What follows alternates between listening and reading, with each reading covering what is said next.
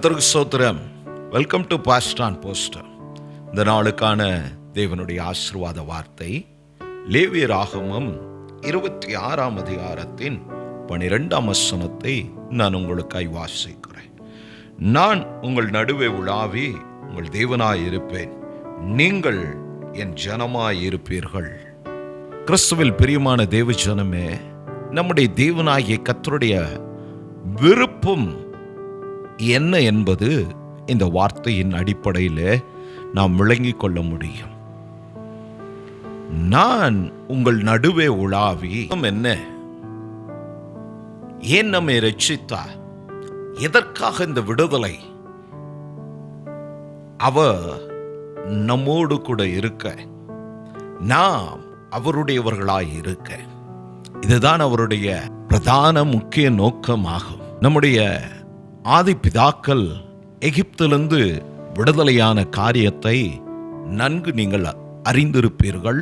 உங்களுடைய சபை ஊழியர்களை கொண்டு கர்த்தர் பல கோணங்களிலே தம்முடைய விருப்பத்தை உங்களிடத்தில் நிறைவேற்ற கர்த்தர் பேசியிருப்பார்.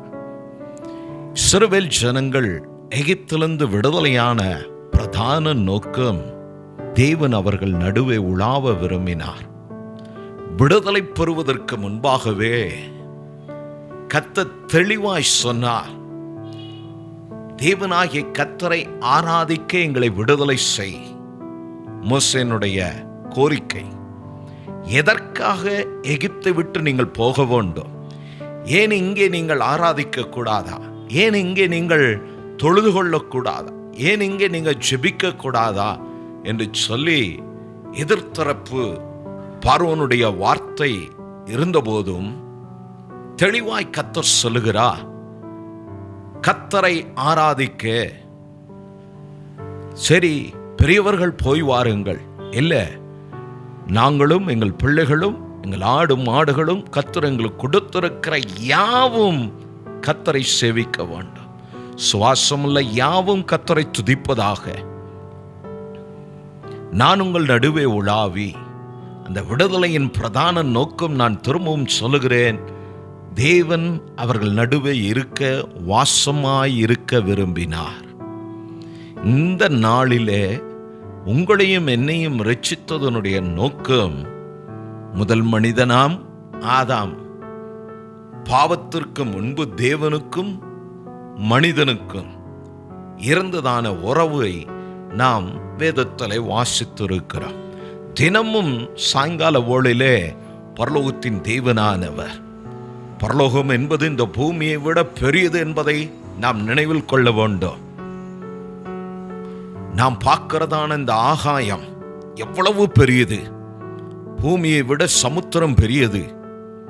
இதை எல்லாவற்றையும் சேர்த்ததுதான் பரலோகமாகும். அவர் அங்கே வாசம் செய்கிறார். மனித எண்ணிக்கைகளை விட, இன்று இருக்கிற 800 கோடி மக்களை விட கோடா கோடி தூத சேனைகள் அவரிடத்தில் இருக்கிறது. இவ்வளவு மகத்துவமும் மகிமை நிறைந்த தேவன் தெளிவாய் சொல்லுகிறார், நான் உங்கள் நடுவே உலாவி நான் உங்கள் தேவனாய் இருப்பேன், நீங்கள் என் ஜனமாய் இருப்பீர்கள் என்று. இந்த கால ஓளை பிரியமானவர்களே, நம்முடைய தெய்வம் நம்மோடு கூட இருக்கிறார், உங்களுடைய வீடுகளில் வாசம் செய்கிறார். கொரிந்தியரில் அப்போஸ்தலனாகிய பவுல் அதை தெளிவுபடுத்தினார். நீங்கள் தேவனுடைய ஆலயம் என்று சொல்லி, அவர் பரிசுத்தர். ஆதலால் தான் அந்த விடுதலை. ஆதாமுக்கும் தேவனுக்கும் இருந்ததான உறவு பாவம் பிரித்தது, பாவம் சாபத்தை கொண்டு வந்தது. அதனால தான் இன்று அவனுடைய பின் சந்ததிகள் நாம் பார்க்கிற, நாம் அனுபவிக்கிற இவ்வளவு பாடுகளுக்கும் கஷ்டங்களுக்கும் அந்த ஒரு பாவத்தினுடைய சாபமாகும். சாபத்தினின்று நம்மை விடுவித்து மீண்டும் பாவத்துக்கு முன்பு தேவனுக்கும் மனிதனாகிய ஆதாமுக்கும் இருந்த அந்த உறவை பலப்படுத்த, புதுப்பிக்கவே பிந்தின ஆதாமாம் இயேசு கிறிஸ்துவை கர்த்தர் நமக்கு தந்து இந்த நாளில் நம்மை ரட்சித்து விடுவித்து தேவ பிள்ளைகளாய் கர்த்தர் நம்மை வாழ வைத்து கொண்டு இருக்கிறார். ரட்சிக்கப்பட்டு இருக்கிறதான நாம் தேவன் உடைய ஜனம் என்பதை மறந்து இன்று கிறிஸ்தவம் ஓடிக்கொண்டு இருக்கிறது. அதனுடைய புரிதலுக்கு நான் ஒன்றை சொல்லுவேன். அது என்னவெனில், ஜான் என்றதான ஒரு தம்பி, அவனுடைய நண்பன் ரட்சிக்கப்படாத ஒரு அந்நிய மனுஷன். அவன் பேர் ஒரு குப்புசாமின்னு வைத்துக் கொள்ளுங்க. இந்த குப்புசாமி ஜானிடத்துல வந்து ஒரு ஞாயிற்றுக்கிழமை, ஜான் நண்பா வா, மார்க்கெட் போய் வருகலாம், வஞ்சர மீன் கிலோ 200 ரூபாய்க்கு கிடைக்கிறது என்ற தகவல் வந்து இருக்கிறது, போய் வாங்கி வரலாம் என்று. அப்போ ஜானுடைய மறு உத்தரவு என்னவா இருக்கும்? உடனே சொல்லுவான், குப்புசாமி நண்பனே, இன்று நான் ஆலயத்திற்கு போக வேண்டும், இது கர்த்தருடைய நாள், நான் சிறு பிராயத்திலிருந்து இப்படி வளர்க்கப்பட்டேன், ஆலயத்திற்கு போவது என்னுடைய கடமை, அதை நான் நிறைவேற்ற வேண்டும், அதுதான் கிறிஸ்தவம் என்று சொல்லி அவனுடைய வார்த்தையை புறக்கணித்து ஆலயத்துக்கு வருவான். அதே அடுத்த வாரம் அவனுடைய மேல் வீட்டில் இருக்கிற பீட்டர் அங்கிள் ஜானை அழைக்கிறார். தம்பி ஜான், இன்று மார்க்கெட்டில் மட்டன் கிலோ 200 ரூபாய் கிடைக்கிறதாம், போய் வரலாமா என்று சொல்லி, கடந்த வாரத்தில் அந்நிய மனுஷனாகிய அந்த குப்புசாமிக்கு மறு உத்தரவு கொடுத்தவன் இந்த பீட்டர் அங்கிளுக்கு என்ன உத்தரவு கொடுப்பான்? சிந்திக்க ஆரம்பித்தான். பீட்டர் அங்கிளே சர்ச்சுக்கு போகாம மட்டன் ஷாப் போகிறார் என்றால் நான் என்ன, வாங்க போகலாம் என்று சொல்லி பீட்டரோடு கரம் கோர்த்து ஆலயத்தை விட்டு மட்டன் ஷாப்புக்கு போய் விடுவான். பிசாசு தந்திரமுள்ளவன் கந்தசாமி குப்புசாமியை பயன்படுத்தி கிறிஸ்தவத்தை பாழாக்கின நாட்கள் போய் இன்று பீட்டரையும் ஜானையும் யூதாவையும் இன்னும் பல பேர்களை வைத்துக் கொள்ளுங்கள், இவர்களை கொண்டுதான் சபை சீரழிக்கப்படுகிறது. நான் யாரையும் குற்றப்படுத்தவில்லை. எனக்கு இருக்கிற இந்த பக்தி வைராக்கியத்திலே, வேதனையின் மத்தியிலே நான் இதை பேசுகிறேன். இங்கே தெய்வம் சொல்லுகிறார், நான் உங்கள் நடுவே உலாவி. தகப்பன் வீட்டில் இருக்கும்போது பிள்ளைகள் தவறான சேனலை பார்ப்பாங்களா, இல்லை தவறான காரியத்தை செய்வார்களா, இல்லை தவறான வார்த்தைகளை பேசுவார்களா? தகப்பன் அங்கே இருக்கிறார். அதை தான் இந்த வார்த்தை சொல்லுகிறது. பரலோகத்தின் தேவனானவர், இத்தனை மகிமை நிறைந்த தெய்வம் நம் நடுவே உலாவுகிறார், நம் நடுவே வாசம் செய்கிறார். நாம் அவருடைய ஜனமாய் இருக்கிறோம். விடுதலை எதற்காக?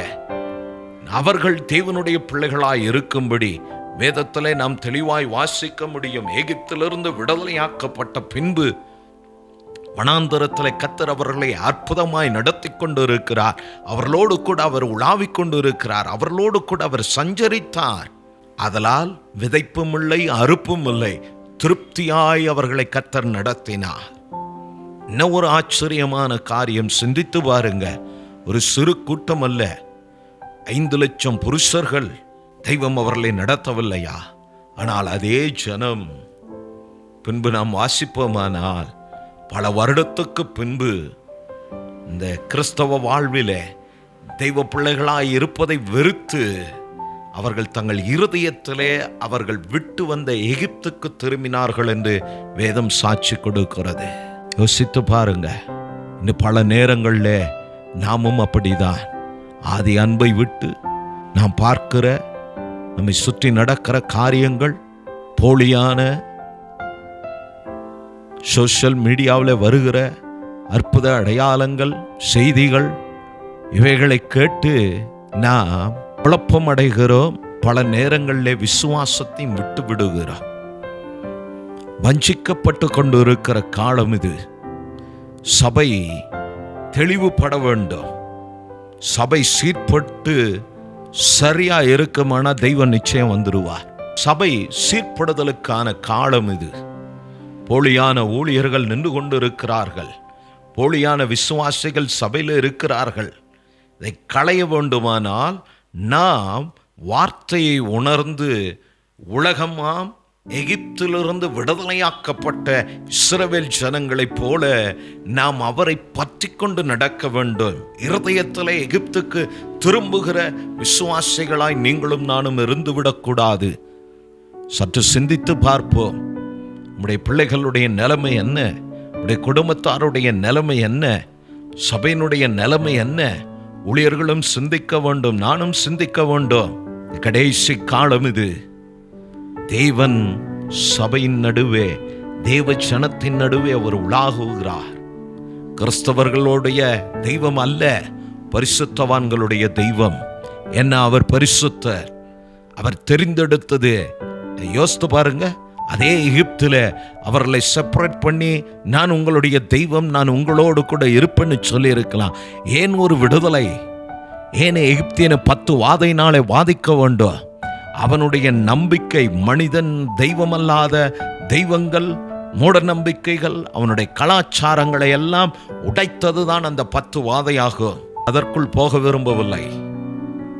அவர்களை உடைத்து தெய்வம் ஒருவர் உண்டானால் அது இஸ்ரவேலின் தேவனாகிய கர்த்தர் ஆபிரகாமுக்கு சொன்னார், நான் உங்களோடு உன் பின் சந்ததிகளோடு இருக்கும்படி உனக்கும் எனக்கும் ஒரு உடன்படிக்கை ஏற்படுத்துகிறேன் என்று சொல்லி இருப்பார். ஆம் பிரியமானவர்களே, அதை இப்பொழுதும் அவர் நினைவு கூறுகிறார். ஒருவேளை நாம் இந்திய தேசத்தில் பிறந்து எங்கே நாம் வாழ்ந்து கொண்டு இருக்கலாம். ஆனால் நிச்சயமாய் நான் சொல்லுவேன், அவர் தீர்மானித்தபடிதான் இந்த இரட்சிப்பு உங்களையும் என்னையும் தேடி வந்திருக்கிறது. அதனால் ரட்சிக்கப்பட்ட தேவ பிள்ளையாகிய நாம் வார்த்தையின் அடிப்படையில் நாம் அவருடைய ஜனமாய் இருக்கிறோம் என்பதை மறந்து விடாமல், உலகத்தில் நாம் வாழ்ந்தாலும் வேலை செய்தாலும் என்ன செய்தாலும் நான் தேவனுடைய பிள்ளை என்பதை மனதில் வைத்து உங்களுடைய பரிசுத்தத்தை, தேவன் கொடுத்த அந்த இரட்சிப்பை காத்து கொள்ளுங்க. தேவன் உங்களோடு கூட இருக்கிறார் என்பதை எல்லா இடத்திலும் அவரே அடையாளப்படுத்துவா. கண்களை மூடி நாம் ஜெபிப்போமா? நல்ல பிதாவே, இந்த வேளைக்காய் ஸ்தோத்திரம். ஆசீர்வதிக்கப்பட்டதான இந்த கால வேளைக்காய் நன்றி சொல்லுகிறோம். என்னோடு கூட ஜெபிக்கிற இந்த பிள்ளைகளுக்காய் நான் ஜெபிக்கிறேன். இந்த உலகத்தில் நின்று, பாவ சாபங்களில் நின்று, தெய்வமே என்னையும் என்னோடு ஜெபிக்கிற அருமை ஒவ்வொரு குடும்பத்தையும், ஒவ்வொரு சகோதர சகோதரிகளையும் கர்த்தர் விடுவித்தீர். அதற்காய் ஸ்தோத்திரம்.